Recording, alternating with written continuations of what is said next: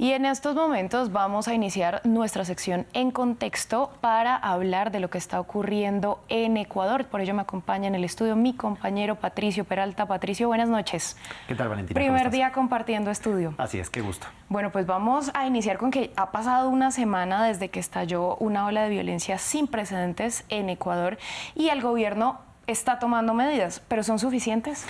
Hay un primer paso, como podemos ver en las imágenes. El gobierno, luego de 7 días, entró a las cárceles del país, que se volvieron base de operación de las bandas delincuenciales para expandir la violencia en todo el territorio.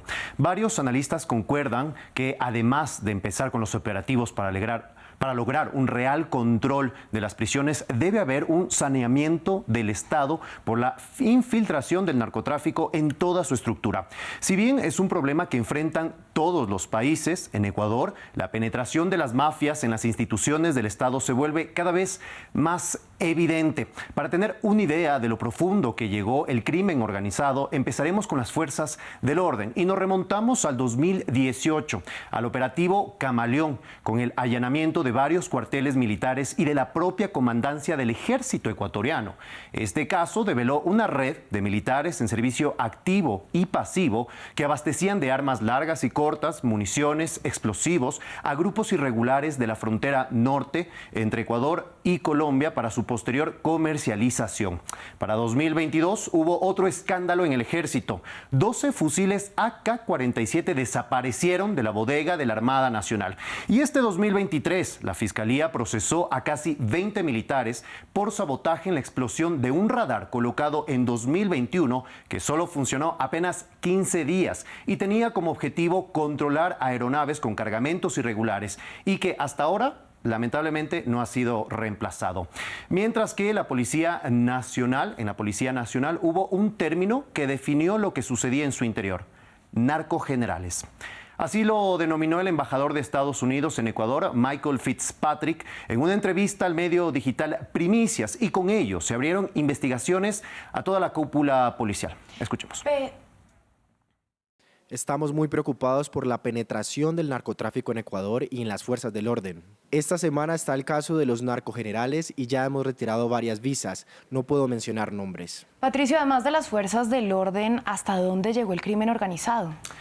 Llegó incluso hasta las más altas esferas del gobierno. En 2022, el medio digital La Posta develó audios de una red que ofrecía casi $3 millones por cargos claves para el contrabando, como una subdirección en las aduanas, pero también por el Viceministerio de Agricultura. Y se preguntarán, ¿por qué, Valentina, si es que qué tiene que ver en un Viceministerio de Agricultura? Precisamente porque se introdujo el narcotráfico y el crimen organizado en la industria, una de las industrias principales de exportación en el Ecuador, que es la bananera. Por ejemplo, en España y Noruega en 2023 realizaron sus mayores incautaciones de cocaína en su historia y venían en cajas de banano procedente del Ecuador.